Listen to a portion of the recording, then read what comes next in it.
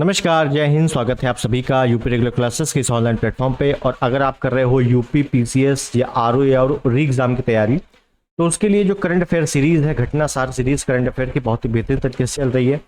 और इसी बुक से और एक बुक आती है लास्ट में आय दृष्टि की।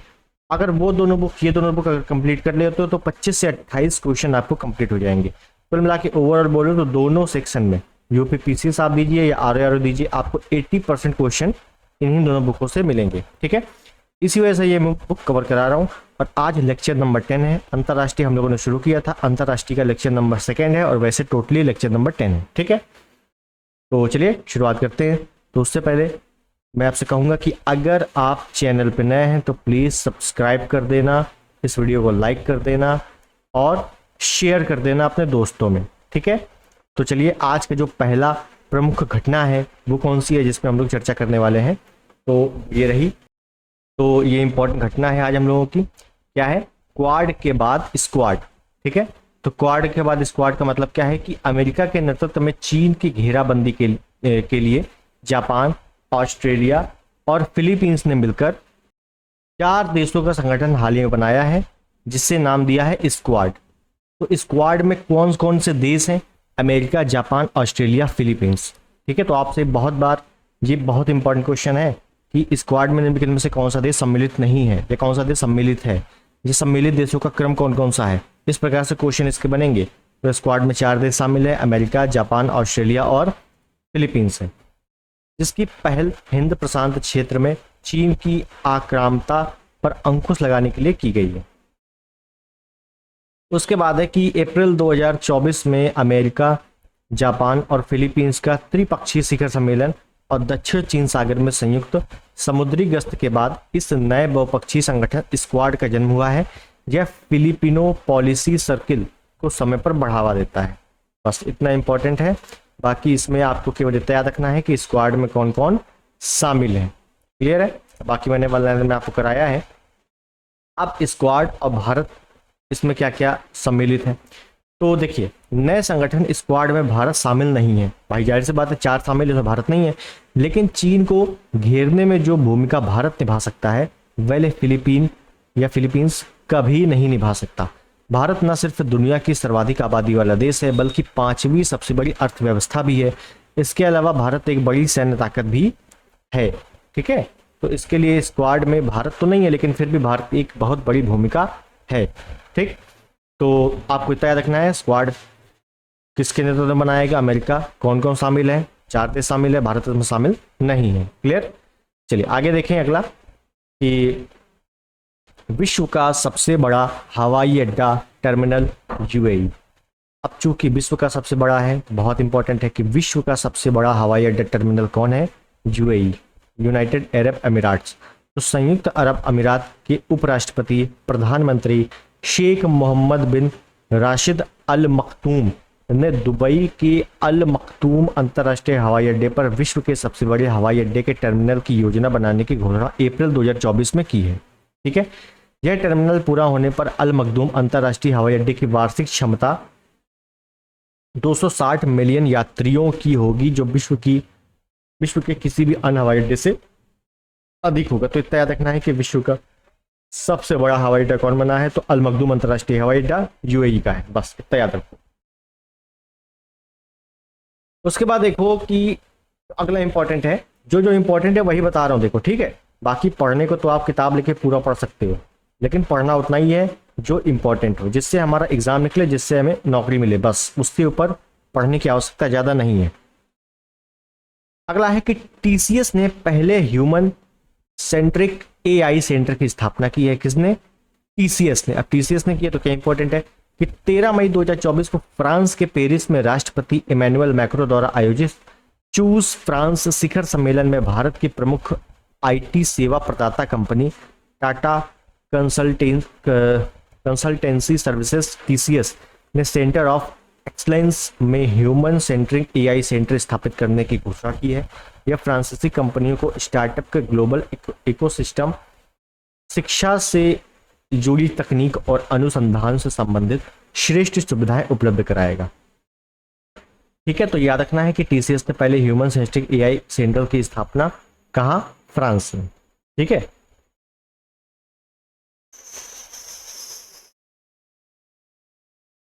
उसके बाद ये देखो इंपॉर्टेंट कि टाइम्स हायर एजुकेशन की यूनिवर्सिटी इम्पैक्ट रैंकिंग 2024। तो ये रैंकिंग वाले जितने भी क्वेश्चन हैं इनको तो आपको बहुत अच्छे से करना है। कल वाले पोर्शन में भी मैंने कई रैंकिंग बताई थी, प्रमुख सूचकांक कल वाले में काफ़ी हम लोगों ने किए था। और आज क्या है कि टाइम्स हायर एजुकेशन की यूनिवर्सिटी इम्पैक्ट रैंकिंग 2024 आई है। इसमें क्या है कि टाइम्स हायर एजुकेशन ने 12 जून 2024 को यूनिवर्सिटी इम्पैक्ट रैंकिंग जारी की है। तो इस रैंकिंग में कैसा क्या है वो देखना है। इम्पैक्ट रैंकिंग दुनिया की एकमात्र रैंकिंग प्रणाली है जो संयुक्त राष्ट्र के स्थिरता लक्ष्यों में विश्वविद्यालयों के योगदान को मापती है। संयुक्त राष्ट्र के 17 सतत विकास लक्ष्यों जो उसको एसडीजी बोला जाता है, तो एसडीजी की दृष्टि से उच्च शिक्षण संस्थानों के आधार पर तय की जाने वाली रैंकिंग में प्रतिनिधित्व के हिसाब से भारत पहले स्थान पर है। अब भारत पहला है तो ये बहुत इंपॉर्टेंट हो जाता है आपके लिए, ठीक है। उसके बाद देखो THE chief global affairs officer Phil Baty के अनुसार Times Higher Education Impact Ranking 2024 से भारत प्रतिनिधित्व की दृष्टि से दुनिया में शीर्ष पर रहा है। रैंकिंग में भारत के 105 संस्थानों ने भागीदारी की, जबकि 2019 में यह संख्या केवल 13 थी। तो वर्तमान में 105 संस्थानों ने पार्टिसिपेट किया था और 2019 में केवल 13 ने पार्टिसिपेट किया था। तो ये एक काफी उछाल देखने को मिला है।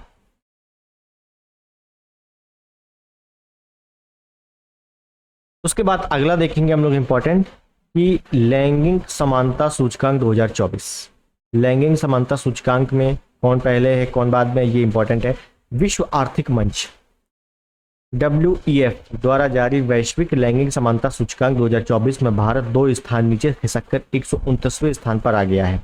तो पहली चीज तो आपको यही याद रखनी है कि लैंगिक समानता सूचकांक रिपोर्ट जारी कौन करता है, तो ये जारी करता है भैया विश्व आर्थिक मंच। बहुत बार पूछा गया है। उसके बाद है कि भारत 2 स्थान खिसककर 129वें स्थान पर आ गया है वर्तमान में। सूची में आइसलैंड ने अपना शीर्ष स्थान बरकरार रखा है, तो पहले नंबर पर आइसलैंड है।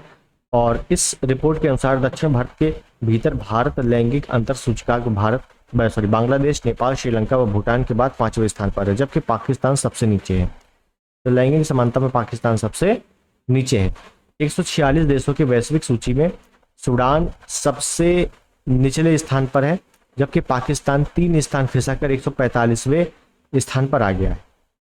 रिपोर्ट के अनुसार महिला शिक्षा प्राप्ति और राजनीतिक सशक्तिकरण मापदंडों में भी लगातार गिरावट आई है। तो आपको केवल याद रखना है कि भारत जो है 129वें स्थान पर है, पाकिस्तान 145वें स्थान पर है। 146 देशों में सबसे अंतिम 146वां सूडान है जो कि अफ्रीका का है, ठीक है। बस यही आपको केवल इतना डाटा याद रखना है। उसके बाद जी वाला डेटा भले याद कर सकते हो कि भारत और उसके पड़ोसी देशों का डेटा जो कि इंपॉर्टेंट भी है। 99 नंबर पे बांग्लादेश है, नेपाल आपके 117 नंबर पे, श्रीलंका 122वें नंबर पे, भूटान 124वें नंबर पे है, भारत 129वें नंबर पे है, मालदीव 132वें नंबर पे है, पाकिस्तान 145वें नंबर पे है, ठीक है ना। तो ये एक डेटा भले ओवरऑल आप एक बार देख लेना, अच्छे से क्लियर हो जाएगा। उसके बाद देखें, उसके बाद है बायो फार्मास्यूटिकल्स अलायंस का गठन हो गया है। ये क्या चीज़ है, तो भारत, संयुक्त राज्य अमेरिका, दक्षिण कोरिया, जापान और यूरोपीय संघ ने बायो फार्मास्यूटिकल्स गठबंधन की शुरुआत की है। बायो फार्मास्यूटिकल्स गठबंधन में निम्नलिखित में से कौन सा देश शामिल नहीं है, तो ये देश शामिल है। बहुत अच्छे से देखना। गठबंधन की पहली बैठक 3 जून 2024 को दुनिया की सबसे बड़ी दवा प्रदर्शनी बायो इंटरनेशनल कन्वेंशनल 2024 के दौरान सैन डिएगो, संयुक्त राज्य अमेरिका में आयोजित की गई थी, ठीक है। उसके बाद है ये याद रखना है आपको कि सैन डिएगो में हुई बैठक में, वो जो फार्मास्यूटिकल्स बैठक है, बैठक में सदस्य देशों ने एक विश्वसनीय और टिकाऊ आपूर्ति श्रृंखला विकसित करने के लिए संबंधित देशों की जैव नीतियों, विनियमों और अनुसंधान एवं विकास सहायता उपाय का समन्वय करने पर सहमति व्यक्त की है। तो कुल मिला के जो बायो फार्मास्यूटिकल्स गठबंधन में कौन कौन देश शामिल हुए हैं, कब बैठक हुई, इतना इंपॉर्टेंट है, ठीक है। उसके बाद देखें, उसके बाद क्या है कि स्लोवेनिया सहित नॉर्वे, आयरलैंड और स्पेन ने फिलिस्तीन राज्य को मान्यता दी। हाँ, जो वन लाइनर मैंने क्वेश्चन कराया था उसने बताया था कि फिलिस्तीन को किसने किसने मान्यता दी है, तो उसी के संबंध में थोड़ा सा थ्योरी देखेंगे, बहुत ही इंपॉर्टेंट है, क्योंकि स्लोवेनिया, नॉर्वे, आयरलैंड और स्पेन ने क्या है, फिलिस्तीन को राज्य को मान्यता दी है। 5 जून 2024 को यूरोपीय देश स्लोवेनिया ने फिलिस्तीन को एक स्वतंत्र राष्ट्र के रूप में मान्यता दी। 4 जून को यहाँ की संसद ने बहुमत से इस प्रस्ताव को मंजूरी प्रदान की है। उसके बाद है कि स्लोवेनिया से पहले नॉर्वे, स्पेन, आयरलैंड की सरकारों ने 22 मई 2024 को घोषणा की कि वे फिलिस्तीन राज्य को मान्यता देंगे। तो ये इंपॉर्टेंट है, हाल ही का मामला है कि आपसे पूछा जाएगा कि फिलिस्तीन को राज्य की मान्यता निम्नलिखित में से किस देश ने नहीं दी है या किस देश ने दी है। तो याद रखना है कि स्लोवेनिया, नॉर्वे, स्पेन, आयरलैंड ने ये मान्यता दी है। ठीक है, और जाहिर सी बात है इजराइल ने इस कदम की निंदा की है क्योंकि इजराइल के खिलाफ है, और जबकि फिलिस्तीनियों ने स्वागत किया है। सिंपल सी चीज है। उसके बाद है कि एक स्वतंत्र फिलिस्तीन राज्य की इन 3 देशों द्वारा आधिकारिक मान्यता 28 मई 2024 को प्रभावी हो गई है।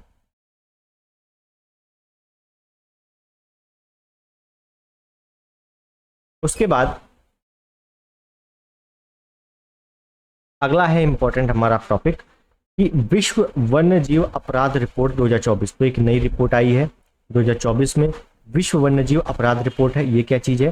तो संयुक्त राष्ट्र मादक पदार्थ एवं अपराध कार्यालय UNODC द्वारा 13 मई 2024 को जारी 2024 विश्व वन्यजीव अपराध रिपोर्ट कहा गया है कि 2015 से 2021 के दौरान गैंडे और देवदार, मतलब जानवरों में गैंडा और पेड़ में देवदार, वैश्विक अवैध वन्यजीव व्यापार से सबसे अधिक प्रभावित पशु और वनस्पति प्रजातियां हैं। ये मोस्ट इंपॉर्टेंट टॉपिक है, वनलाइनर में भी मैंने बहुत ही अच्छे से कराया था इसको कि सबसे अधिक प्रभावित पशु और सबसे अधिक प्रभावित वनस्पति कौन सी है। तो गैंडा है पशुओं में और देवदार है वनस्पति या वृक्ष में। ठीक है, ये आपको बहुत अच्छे ध्यान रखना, केवल इतना ही इसमें इंपॉर्टेंट है। उसके बाद देखेंगे कि थोड़ा सा डेटा यहाँ पर देख लेते हैं कि 29% के साथ गैंडे के सींग का बाजार पशु प्रजातियों में सबसे बड़ा हिस्सा था। इसके बाद पेंगोलिन के शल्क का बाजार 28% के साथ दूसरे नंबर पे, हाथी के दांत का बाजार 15% के साथ तीसरे नंबर पे था। ठीक है, तो ये इसका अवैध व्यापार, जैसे गेंडे के जो सींग होते हैं उसको बेचा जाता है व्यापार करके, पेंगोलिन का शल्क होता है उसको बेचा जाता है, और हाथी के दांत का तो कई बार आपको पता ही होगा। ठीक है, तो ये आपको ध्यान रखना है।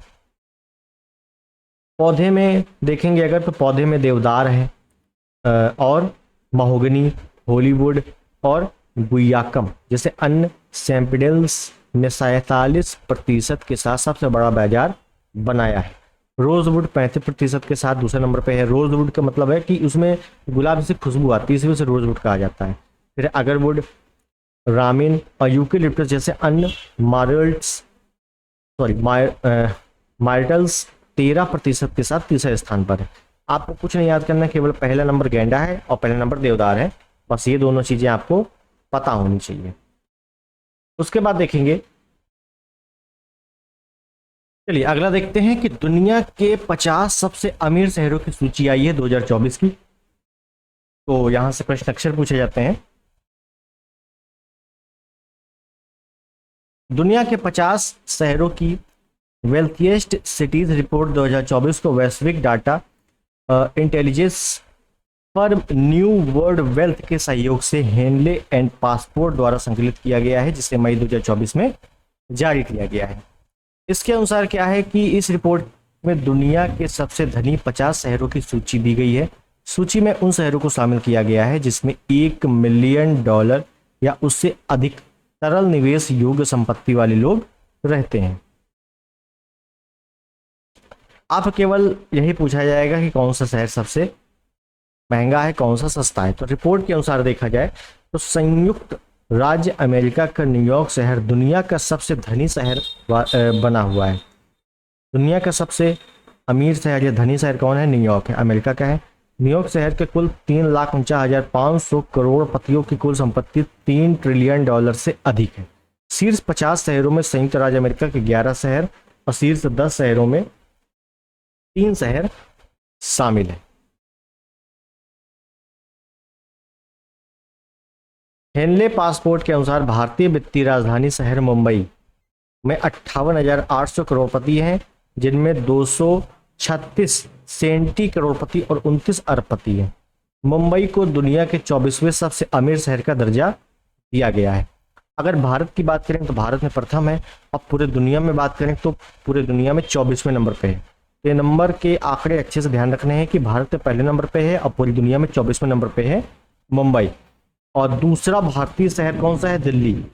समझ लीजिए दूसरा भारतीय शहर कौन सा है? दिल्ली है। दिल्ली में क्या है?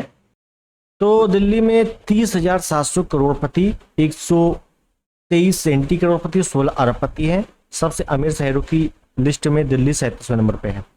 तो ध्यान देना है कि पूरे भारत का पहला है मुंबई और दूसरा है दिल्ली, लेकिन वैसे देखा जाए तो दिल्ली क्या है? 37वें नंबर पे है पूरे विश्व में। ठीक है, तो ये आपको थोड़ा सा ध्यान रखना है आखिर। उसके बाद है कि नवीनतम रिपोर्ट एशिया प्रशांत शहरों के उदय का दस्तावेजीकरण करती है। शीर्ष 10 सबसे अमीर शहरों में से 5 एशिया प्रशांत क्षेत्र के हैं।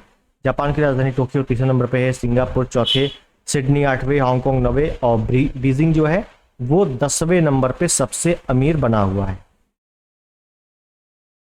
उसके बाद है कि पश्चिमी एशिया में अगर देखा जाए तो दुबई सबसे धनी शहर बनकर उभरा है और वह इस सूची में 21वें नंबर पे। याद रखना है दुबई क्या है? 21वें नंबर पे है। ठीक है, उसके बाद है कि ये आप आंकड़ा, ये रिपोर्ट जरूर याद रखें। शीर्ष 10 सबसे अमीर शहर रैंकिंग दी गई है। पहले नंबर पे है न्यूयॉर्क, दूसरे नंबर पे बे एरिया जो कि अमेरिका के हैं दोनों, उसके बाद टोक्यो जापान का, उसके बाद सिंगापुर है, फिर लंदन है, फिर लॉस एंजल्स है। ठीक है, ऊपर के 5-6 जरूर याद रखने हैं और पूरे फिर भारत के याद रखने हैं बस। उसके बाद अगला देखेंगे कि स्वीडन नाटो का 32वां सदस्य बन गया है, जो कि मैंने आपको बल्लाने में बताया था कि नाटो का 32वां सदस्य कौन बना है? स्वीडन है। अब इसमें क्या है कि यूरोपीय देश है स्वीडन, अब अमेरिका के नेतृत्व वाले सैन्य संगठन NATO, North Atlantic Treaty Organization, उत्तरी अटलांटिक का सदस्य बन गया है। स्वीडन के प्रधानमंत्री उल्फ क्रिस्टर्सनस व अमेरिका के विदेश मंत्री एंटनी ब्लिंकन ने 7 मार्च 2024 को वॉशिंगटन में आयोजित एक समारोह में स्वीडन की सदस्यता संबंधी दस्तावेज को विदेश विभाग में जमा कर दिया है। तो कुल मिला के ओवरऑल सी बात यह है कि नाटो का 32वां सदस्य कौन बना है? स्वीडन बना है। उसके पहले अगर देखा जाए तो 2023 अप्रैल में ही 31वां सदस्य कौन बना था? फिनलैंड। ठीक है, और फिनलैंड स्वीडन अगली बगल है, तो याद रखना है फिनलैंड 31वां सदस्य है और स्वीडन 32वां सदस्य है। कुल सदस्यों की संख्या अब हो गई है 32 बस। उसके बाद देखेंगे अगला है कि विश्व का सबसे गहरा ज्ञात ब्लू होल है। ठीक है ना, विश्व का सबसे गहरा ज्ञात ब्लू होल क्या है देखते हैं। ब्लैक होल सुना था, ब्लू होल क्या है? 29 अप्रैल 2024 को फ्रंटियर्स इन मरीन साइंस नामक जर्नल में प्रकाशित एक अध्ययन के अनुसार मैक्सिको के समुद्र वैज्ञानिकों की एक टीम ने इस बात की खोज की है कि तामजा ब्लू होल, तामजा को क्या बोलते हैं? Blue hole. तो तामजा ब्लू होल क्या है कि विश्व का सबसे गहरा ज्ञात ब्लू होल, या अधिक तक का ज्ञात जल के नीचे का विश्व का सबसे गहरा सिंक होल है। तो कुल मिला के ब्लैक होल जो अंतरिक्ष में एक आपने सुना होगा, ऊपर से समुद्र के भीतर का जो सबसे गहरा भाग है उसी को ब्लू होल कहा जाता है। ठीक है, तामजा ब्लू होल मैक्सिको के युकाटन प्रायद्वीप, युकाटन जल संधि पड़ी होगी, उसी प्रकार से युकाटन प्रायद्वीप है वहां पर। तो युकाटन प्रायद्वीप के दक्षिण पूर्व तट पर चेतुमल खाड़ी में स्थित है। तो याद रखना है कि विश्व का सबसे गहरा ब्लू होल कहाँ पर है? तो किस नाम से है? तामजा ब्लू होल है। कहाँ पर है? मैक्सिको देश के आसपास है। ठीक है ना, मैक्सिको के युकाटन के पास है। बस जो भी ऑप्शन में आए वो कर देना है टिक। नए मापों से पता चलता है कि तामजा ब्लू होल समुद्र तल से कम 1380 फीट या 420 मीटर नीचे तक फैला हुआ है। यह ब्लू होल दक्षिण चीन सागर में शंशायोंगले ब्लू होल से 480 फीट से अधिक गहरा है। ठीक है, तो ये आपको अच्छे से ध्यान रखना है। उसके बाद देखेंगे वर्ल्ड हैप्पीनेस इंडेक्स, एक नया इंडेक्स, एक नया सूचकांक, वर्ल्ड हैप्पीनेस इंडेक्स 2024। तो संयुक्त राष्ट्र सतत विकास समाधान नेटवर्क द्वारा 20 मार्च 2024 को वर्ल्ड हैप्पीनेस डे के अवसर पर विश्व के 143 देशों पर आधारित वर्ल्ड हैप्पीनेस इंडेक्स 2024 जारी किया गया है। और इस इंडेक्स में भी आपको पता है, सिंपल सी चीज़ याद रखनी है कि विश्व में पहले नंबर पे कौन है, फिर भारत का डेटा याद रख लेना है। तो इस सूचकांक में जहां फिनलैंड को दुनिया के सबसे खुशहाल देशों के रूप में आकलित किया गया है, वहीं एशियाई देश अफगानिस्तान खुशहाली के पैमाने पर सबसे निम्न स्थान पर है। तो पहले स्थान पर भैया फिनलैंड है, बहुत अच्छे ध्यान रखना है। अंतिम है अफगानिस्तान। भारत की स्थिति 126वें नंबर पे है और 2022 में भारत 136वें था, अब 126वें पे है, तो थोड़ा सा घटा है, थोड़ी सी स्थिति ठीक हुई है, थोड़े से खुशहाल ज़्यादा हुए हैं भारत के लोग। इस सूचकांक पर आधारित आकलन के अनुसार भारत में खुशहाली की स्थिति काफ़ी चिंताजनक लगातार बनी हुई है। तो जाहिर सी बात 136वें नंबर पर था, 126 आ गया है, तो बहुत ज़्यादा तो स्थिति नहीं सुधरी है, लेकिन फिर भी थोड़ा बहुत जब से रिजल्ट आए हैं मुझे लगता है तभी से थोड़ा बहुत खुश हो गए हैं लोग कि हाँ चलो विपक्ष मजबूत हो गया है।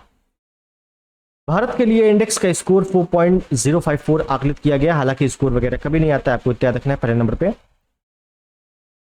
फिनलैंड है, ठीक है। अब भारत का 126वां नंबर है। आगे देखें जी, आपको भले रिपोर्ट अच्छे से तैयार करनी है। इसमें आप देखोगे अफगानिस्तान 143वें नंबर पे है, जो लास्ट मैंने बताया था। पहले नंबर पे फिनलैंड है, दूसरे नंबर पे डेनमार्क है, तीसरे नंबर पे आइसलैंड है, चौथे नंबर पे स्वीडन है, पांचवें नंबर पे इजराइल। बस ऊपर के 5 डेटा आपको याद करने हैं। उसके बाद सबसे नीचे के देख लेंगे तो 139वें नंबर पे अपाकांगो है, 140वें पे शियरा लियोन है, फिर 141 पे लिशोथो है, फिर 142 पे लेबनान है, सबसे अंतिम नंबर पे अफगानिस्तान है। सबसे लास्ट अफगानिस्तान है। ऊपर के 5 याद कर लेने हैं, लास्ट का कभी नहीं पूछा जाता है कि लास्ट का सेकंड कौन है, लास्ट का थर्ड कौन है। लास्ट का अफगानिस्तान आपको याद रखना है और भारत का याद रख लेना, 126वें नंबर पे है। और भारत के और डेटा अगर देख लें, भारत के पड़ोसी देशों के, क्योंकि भारत के पड़ोसी देशों से प्रश्न बनते हैं, और जहाँ से प्रश्न बनते हैं अपने को वही कवर करना है, क्योंकि अपने को केवल एग्जाम पास करना है। तो भारत के और पड़ोसी देशों की रैंकिंग देख लेंगे तो चीन 60वें नंबर पे है, नेपाल 93वें पे है, पाकिस्तान 108वें पे है, और पाकिस्तान हमसे ज़्यादा खुशहाल है इस रिपोर्ट के अनुसार, ठीक है। म्यांमार 118, भारत 126, श्रीलंका 128, बांग्लादेश 129 और अफगानिस्तान 143। तो आपको केवल ये इसमें थोड़ा सा दिक्कत होगी कि भारत का 126 है और पाकिस्तान का 108 है, ये कैसे पॉसिबल है। अब जो है सो है। उसके बाद देखेंगे